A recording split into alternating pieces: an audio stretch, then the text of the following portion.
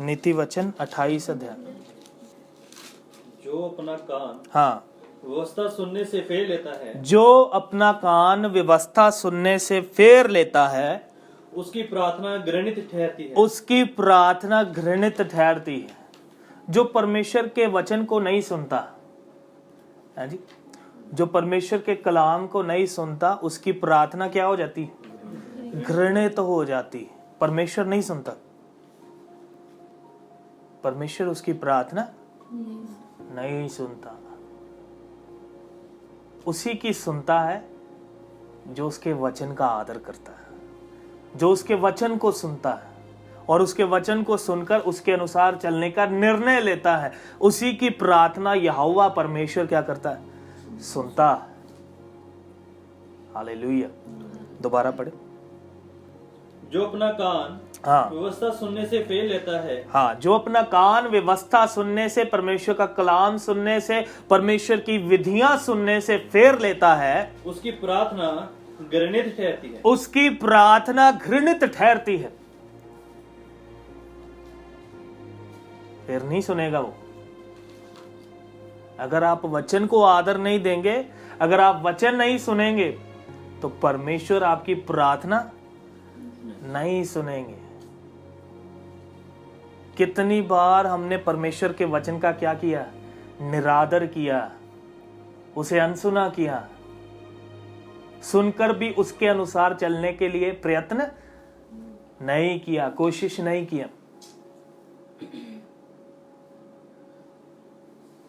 इसीलिए जब हम प्रार्थना करते तो परमेश्वर भी हमारी नहीं सुनता। हम सोचते हैं परमेश्वर हमारी पता नहीं क्यों नहीं सुन रहा, ये कारण है। फिर हम लोगों को बोलते हैं हमारे लिए प्रार्थना करो, हमारे लिए प्रार्थना करो। क्यों? क्योंकि हमारी तो वो क्या नहीं करता, सुनता नहीं। क्यों नहीं सुनता? हमने उसके वचन का आदर नहीं किया। उसने कहा तू व्यभिचार ना करना, हमने किया। उसने कहा तू चोरी ना करना, हमने की। उसने कहा तू चुगली ना करना, हमने की। उसने कहा तू निंदा ना करना, हमने की। उसके वचन के ऊपर हम मनन नहीं करेंगे, उसके वचन के अनुसार अपने जीवन को तैयार नहीं करेंगे, तो वो हमारी प्रार्थनाएं नहीं सुनता। और अगर आपने वचन से कान अपने हटाए तो आपकी प्रार्थनाएं बाद में क्या हो जाएंगी? घृणित। तो बाद में परमेश्वर आपकी नहीं सुनेगा।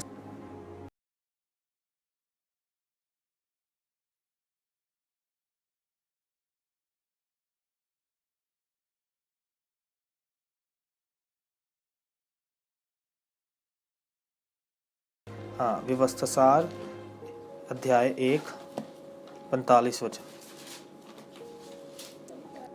तब तुम हाँ, लौट कर यहोवा के सामने रोने लगे, तब तुम यहोवा के सामने रोने लग गए। परंतु हाँ, यहोवा ने तुम्हारी ना सुनी। परंतु यहोवा ने तुम्हारी ना सुनी। इनकी यहोवा ने क्यों नहीं सुनी?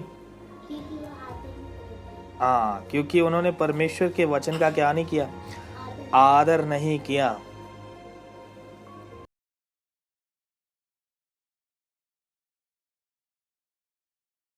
तुम्हारी बातों पर कान लगाया। हाँ, ना परमेश्वर ने तुम्हारी बातों पर कान लगाया। परमेश्वर फिर आपकी बातें नहीं सुनेगा, आपकी बातों पर कान नहीं लगाएगा। अगर आप परमेश्वर इनकी जिनके विषय में हम पढ़ रहे हैं व्यवस्था विवरण में, इन लोगों ने इजराइल में, परमेश्वर ने इजरायलियों को मिस्र देश की गुलामी से छुड़ाया और मिस्र देश की गुलामी से छुड़ाकर परमेश्वर इनको 40 साल गुस्से में, अपने क्रोध में इनको घुमाता रहा। और जब इनको कनान देश के बॉर्डर तक ले आया तो वहां पर जब पहुंचे तो इन्होंने 12 जासूस उस देश के अंदर भेजे और उस देश का भेद लेने के लिए। तो जब वहां से वो वापस आए तो उनमें से 2 व्यक्ति थे, यहोशू और कालेब, जिन्होंने कहा परमेश्वर का वायदा है, हमें ये राज्य परमेश्वर हमारे हाथ में देगा, हम इस पर फतेह हासिल करेंगे, जीते इस देश को हम जीत लेंगे। परंतु 10 लोगों ने गलत रिपोर्ट दिया। उन्होंने बाकी इजरायलियों को भी डरा दिया कि वो तो बहुत बड़े बड़े लोग हैं, हम उनसे जीत नहीं पाएंगे, हमारे बच्चे और हमारे बेटे बेटियां जो हैं उनके, हमारी बीवियां जो हैं वो उनके गुलाम हो जाएंगे, हमको वो तलवार से मार देंगे, हमारे घर वालों को वो गुलाम बना लेंगे। परमेश्वर ने उधर कसम खा लिया कि तुम मेरे विश्राम में, उस देश में कभी भी दाखिल नहीं होने पाओगे। कसम खा ली। क्यों? क्योंकि इन्होंने बार बार परमेश्वर का क्या किया? निरादर किया। रोटी के लिए, पानी के लिए, हैं जी।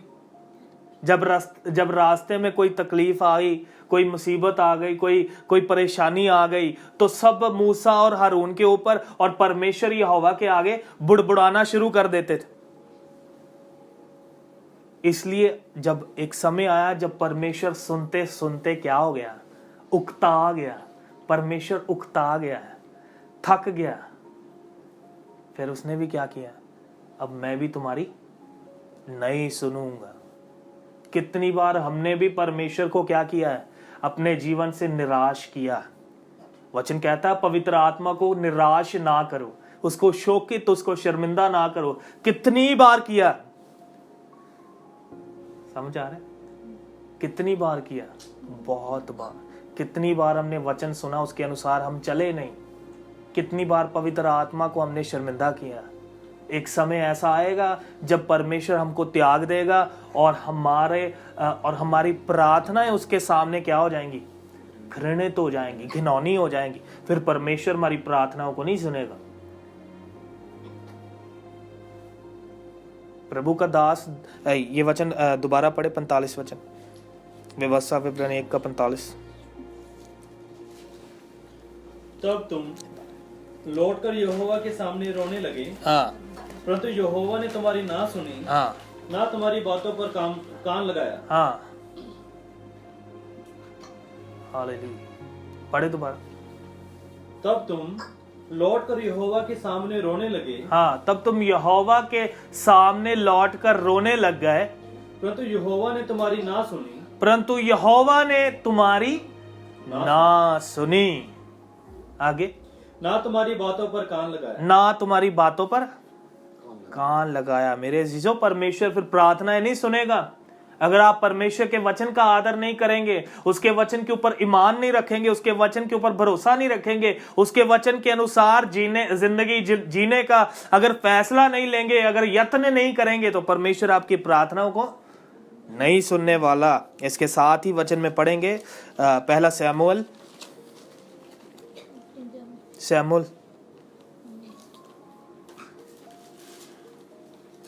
2 अध्याय 25 वचन।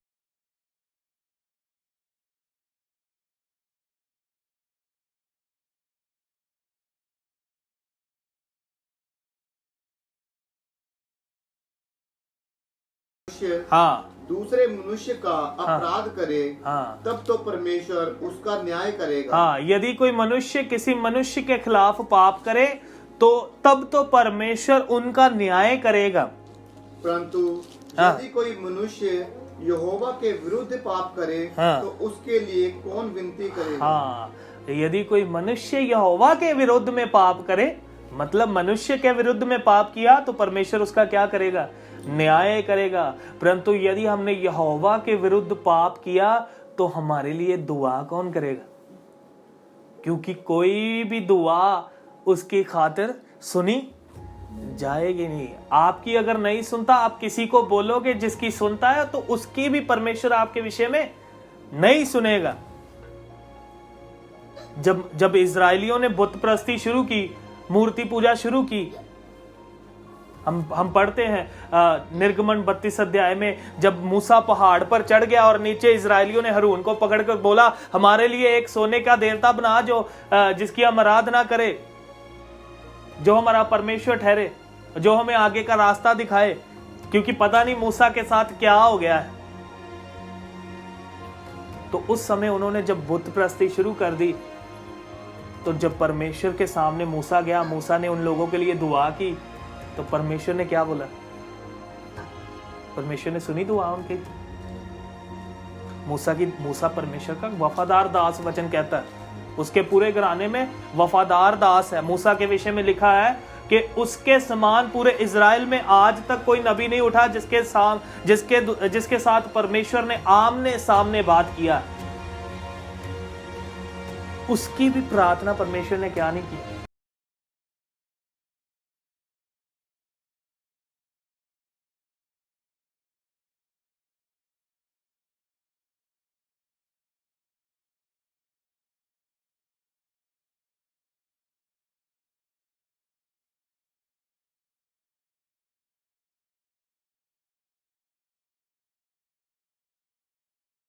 अध्याय 32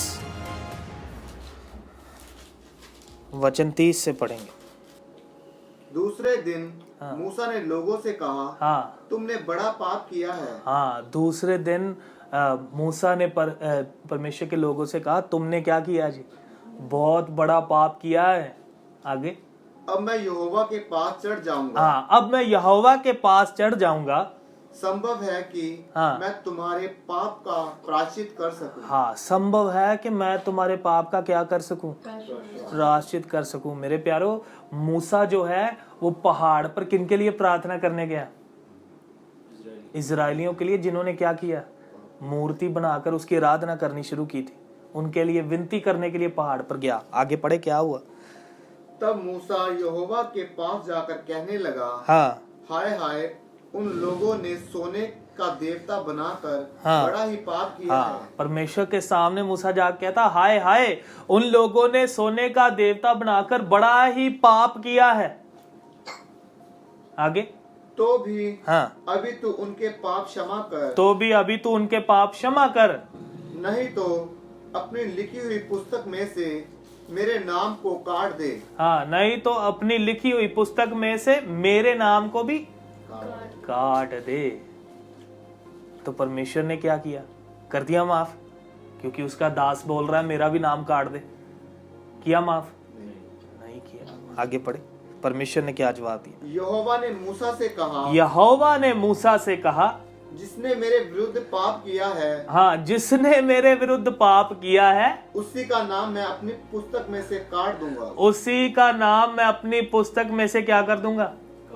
काट दूंगा। मेरे प्यारो, उस नाम से, उस पुस्तक में से नाम काटे भी जाते हैं। आप सोच रहे होंगे कि हमारा नाम लिखा है, पर उसमें से काटा भी जाता है। अगर आप परमेश्वर के साथ वफादार नहीं रहेंगे, जिस दिन आप परमेश्वर के वचन से अपने कान को फेर लेंगे, उस दिन आपका नाम उधर से क्या हो जाएगा? काटा जाएगा। आगे, अब तू जाकर उन लोगों को उस स्थान में ले चल जिसकी चर्चा मैंने तुझसे की थी। परमेश्वर कहना, फिलहाल के लिए इनको क्या कर, तू आगे लेके चल, उस देश में पहुंचने के लिए इनको अगुवाई कर। आगे, देख, मेरा दूत तेरे आगे आगे चलेगा। परंतु जिस दिन मैं दंड देने लगूंगा, उस दिन उनको इस पाप का भी दंड दूंगा। जिस दिन मैं सजा देने लगूंगा, उस दिन मैं इनको इस पाप की भी क्या दूंगा? और ये सजा कहाँ मिली? वापस पढ़े व्यवस्था विवरण 1 का 45, जहां पर परमेश्वर ने उनको छोड़ दिया, त्याग दिया। उनकी लाशें जो हैं वो जंगल में पड़ी रही। व्यवस्था विवरण 1 का 45 जो पहले पढ़ा था। तब तुम लौटकर यहोवा के सामने रोने लगे, परंतु यहोवा ने तुम्हारी ना सुनी। बार बार बलवा करने के बाद ये फिर आए परमेश्वर के पास प्रार्थना करने के लिए कि प्रभु हमें क्षमा कर दे। परमेश्वर ने फिर क्या नहीं किया?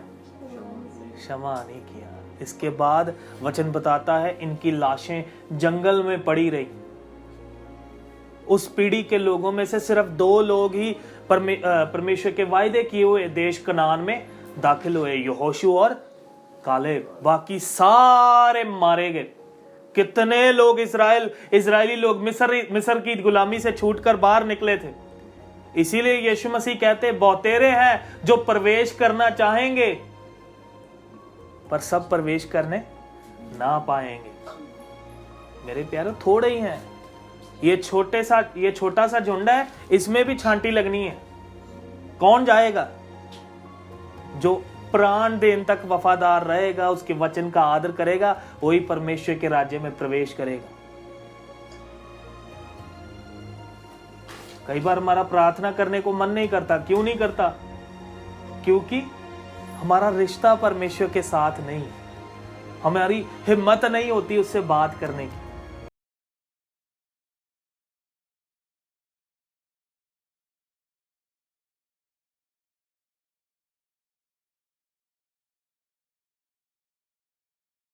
ਲਈ ਕਿ ਉਹ ਮੇਰੀ ਆਵਾਜ਼ ਤੇ ਮੇਰੀਆਂ ਅਰਜ਼ੋਈਆਂ ਨੂੰ ਸੁਣਦਾ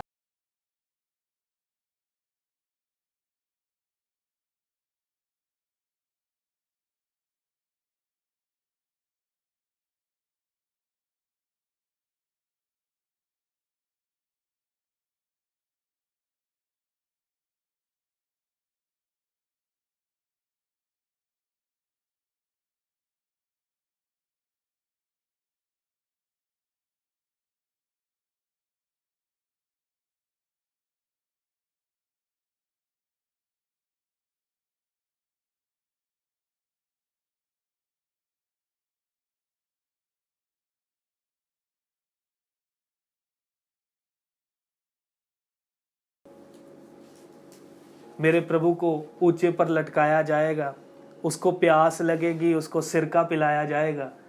ये किसके ऊपर प्रकट किया? दाऊद के ऊपर। आप भजन संहिता 22-23 पढ़ेंगे, उसमें 22 भजन संहिता में पूरा क्रूस का हाल जो है वो उधर लिखा हुआ, दाऊद ने लिखा। वचन के अंदर इतना खो गया, कहता मैंने, परमेश्वर ने वचन लिखा था। वे बस हम कल बात कर रहे थे कि परमेश्वर ने राजाओं के लिए एक आज्ञा ठहराई थी। व्यवस्था सार अध्याय 17 15 से पढ़े। तब जिसको हाँ तेरा परमेश्वर यहोवा हाँ चुन ले, अवश्य उसी को राजा ठहराना। हाँ अपने भाइयों ही में से किसी को अपने ऊपर राजा ठहराना। हाँ जी। किसी परदेशी को जो तेरा भाई ना हो, हाँ। तू अपने ऊपर अधिकारी नहीं ठहरा सकता। हाँ और वह बहुत घोड़े ना रखे। हाँ, पहली बात, वह बहुत घोड़े ना रखे, जिसकी चर्चा हम कल कर रहे थे कि सुलेमान ने घोड़े लेने के लिए मिस्र में अपने बंदे भेजे। वो अपने घोड़ों को क्या ना करे, बढ़ाए ना।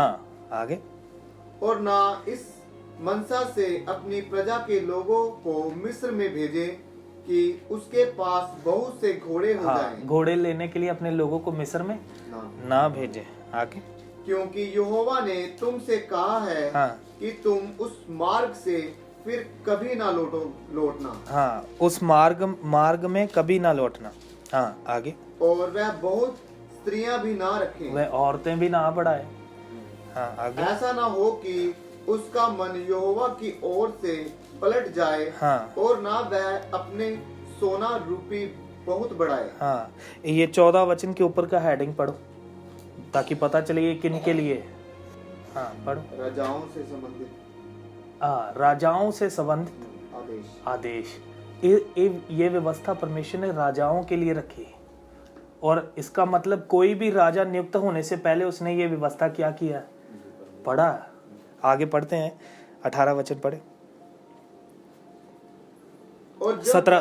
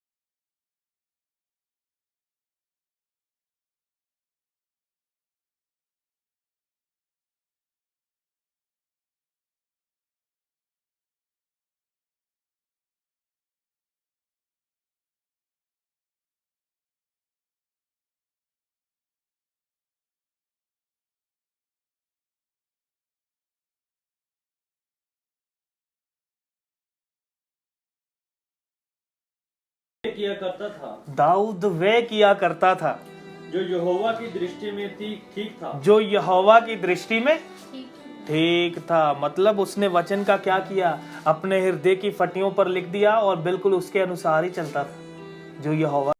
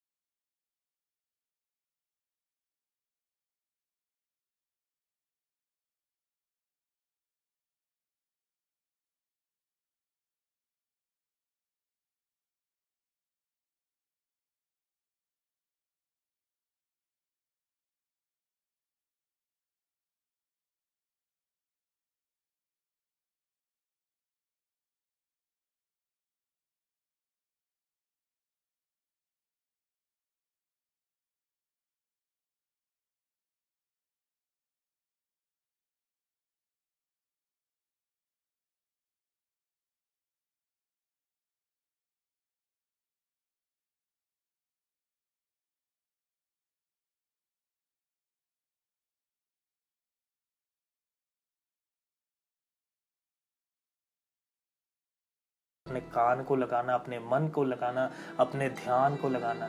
प्रभु का दास यही राजा दाऊद लिखता है भजन संहिता 1 में, कहता क्या ही धन्य है वे पुरुष जो दुष्टों की युक्ति पर नहीं चलता और ना ठट्ठा करने वालों की मंडली में बैठता है, ना पापियों के मार्ग में खड़ा होता, परंतु वह यहोवा की व्यवस्था से प्रसन्न रहता है, उसी पर वो दिन रात ध्यान करता रहता है। वह ऐसे वृक्ष के समान है जो बहती नालियों के किनारे लगाया गया है, उसके पत्ते कभी नहीं मुरझाते और वो अपनी ऋतु में फलता है।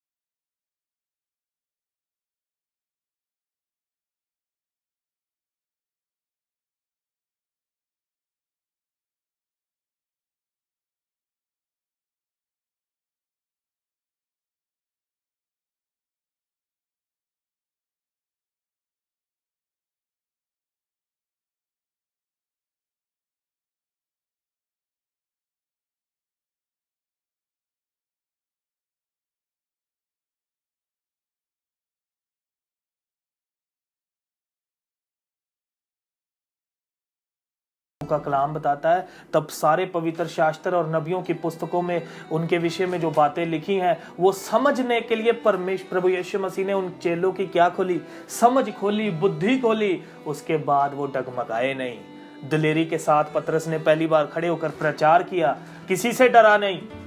कहता ये वही है, ये वही मसीह है, वही प्रभु है जिसको तुम लोगों ने सलीब पर चढ़ा दिया है। उसी को परमेश्वर ने प्रभु और मसीह का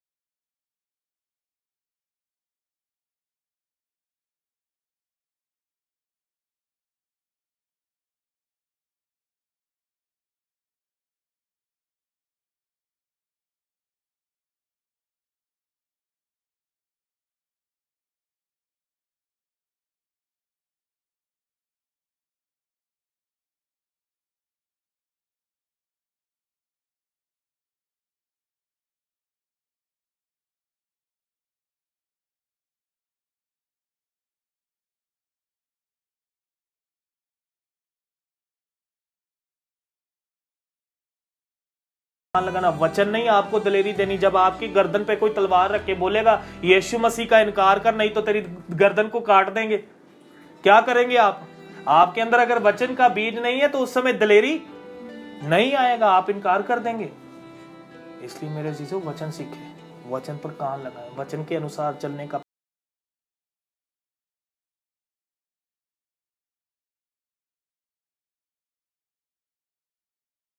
हालेलुया, हालेलुया। सर्वशक्तिमान परमेश्वर अबा पिता प्रभु, थोड़ी देर प्रभु आपका कलाम सुना, प्रभु आपकी आराधना किया, स्तुति किया मेरे परमेश्वर, आपने अपने वचन को खोल कर हमें दिया। हम धन्यवाद देते मेरे परमेश्वर प्रभु, इन वचनों के अनुसार चलने के लिए प्रभु हम पर फजल करें, हम पर कृपा करें मेरे परमेश्वर प्रभु। जितने भी लोगों ने ये वचन को सुना प्रभु, उन सबको आप आशीष दे प्रभु। आप प्रभु एक एक व्यक्ति को आशीष दे, अपनी पवित्र उपस्थिति से भरे प्रभु।